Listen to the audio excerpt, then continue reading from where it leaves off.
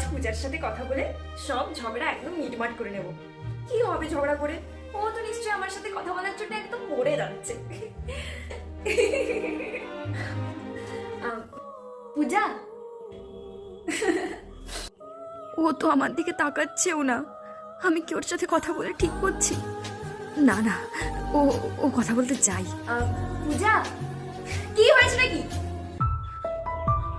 কথা বলতে এসেছিস কেন? সরি রে, একটা ভুল ধারণা ছিল। আমি ভাবলাম আমার মতো তো হয়তো আমার সাথে কথা বলার জন্য ছটফট করছিস। সরি তোকে ডিস্টার্ব করার জন্য। আর হবে না। তোর এই নেকি কান্না এই ক্লাসরুমে শুরু করে আমাকে সবার সামনে খারাপ করতে চাস? কি বলছিস? যা এখান থেকে, আমি তোর সাথে কথা বলতে চাই না। ভেঙে চুরে যায় আমাদের ঘর বাড়ি, জং ধরে যায় আমাদের তরবারি।